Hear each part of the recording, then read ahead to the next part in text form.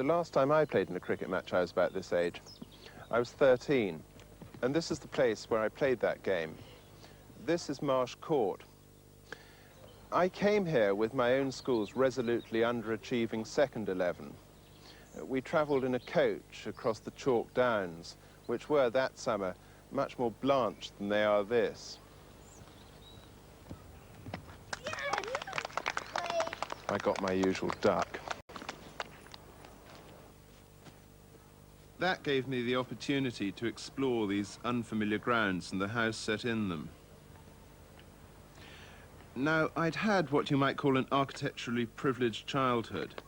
The close at Salisbury, where I'd spent nearly all of it, contains not only the peerless and austere cathedral, but a perfect anthology of English domestic building. Nothing, though, had prepared me for this. I doubtless knew a bit about buildings. I could distinguish perpendicular from decorated and all that, and I probably had a tiresomely precocious architectural vocabulary. But till that day, the first day that I came to Marsh Court, no building that I'd ever seen had actually filled me with wonder. Marsh Court was built by Edwin Lutyens as a private house in 1904, and it was turned into a prep school soon after the Second World War. It prompted wonder in me then, and it still does now. Now, I guess the conjunction of cricket and Lutyens might suggest that this is going to be some sort of exercise in terminal Englishness. That is not the case. This place transcends such littleness. Its appeal is that it seems to belong to dreams. It is the only building that's recurrently appeared in my dreams. And it feels as though it might even have been conceived in a dream. If Bruckner could dream a symphony, and if Robert Louis Stevenson could dream Dr. Jekyll and Mr. Hyde, could Edwin Lutyens not have dreamt a house? The buildings and the gardens, which were designed by Gertrude Jekyll or Jekyll, either way she's no relation of the unfortunate doctor, are mutually interdependent.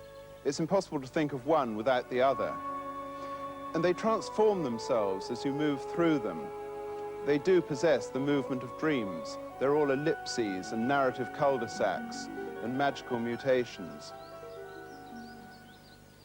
The only constant is the building material, which is a form of hard chalk called clunch, relieved here and there with panels of flint. These are what the downs above the Test Valley are made of. Thus, the relationship of the house to the land it rises from is an ingrown one. It's almost incestuous. The transformations, the mutations, are wrought partly by changes of style. That is, by using elements of different idioms to give the impression that this is a house which has been constantly added to down hundreds of years. This is a game, of course, but it's a game that Lutyens played in absolute earnest.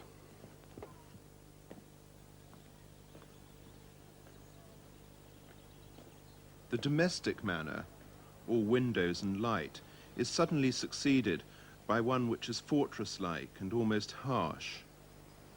The emotional temperature of the building is violently inconstant.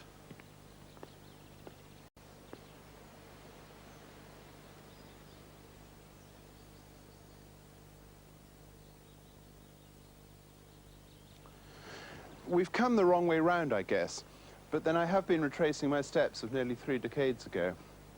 This is the entrance front, and it's confounding and unexpected, not only in relationship to what has preceded it, but also within itself, within its own elements.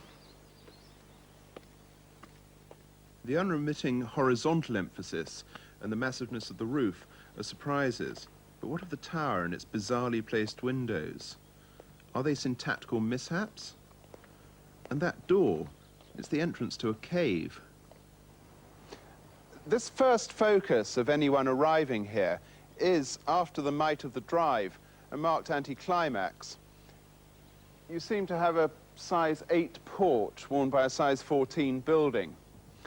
Indeed, the whole of this front exhibits an extraordinary disparity between its size and its idiom. The idiom is modestly domestic, the size is palatial. The porch is actually much grander from within. Yet when you open the front door, it gives on to yet another anticlimax, the blank wall of a transverse corridor. Again, the lack of pomp is totally unexpected. The variety and inconsistency of the outside is repeated within. The notion of unity is a non-starter here. The smell in this dining room is the everlasting one of school food. The style is a very rich kind of Repro Caroline, and it's absolutely consistent till you get here. This is a hint of what's to come. This heavy-duty veneer job must have seemed rather novel when it was installed, but now it seems rather less than engaging. It seems too urban, rather imported.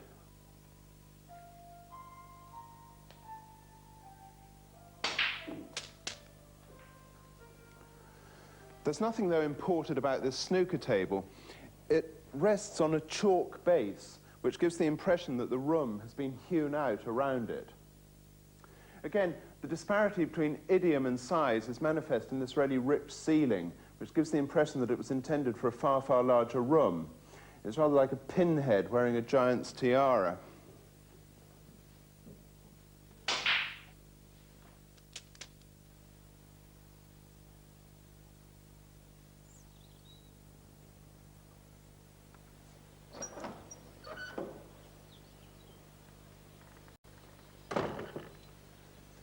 So far, we've seen multiple styles. We've seen tricks of scale, of volume, and of light. We've seen differing levels. Now, there's another recurrent device in this building, which is the use of what looks like inspired afterthought.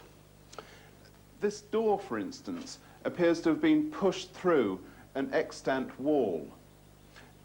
The tiles and bricks appear to have been hacked at to accommodate it. And the window above it is oddly mirrored over here by what purports to be a filled-in window. It's all jokingly confusing. Opinion A is that Lutyens' genius is mitigated by this sort of cleverness. Opinion B is that such cleverness is a condition of genius. I'll go with B.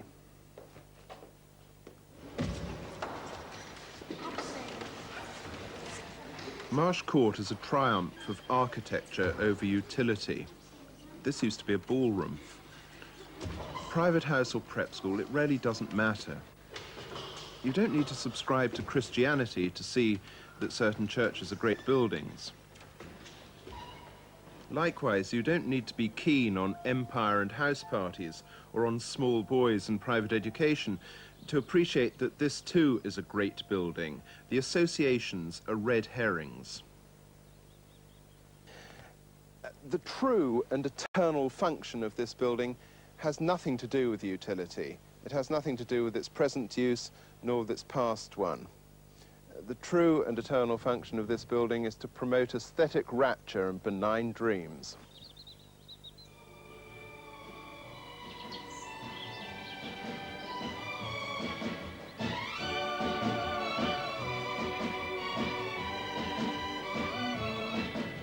Dreaming, keep right on dreaming, dreaming, till my dreaming comes true.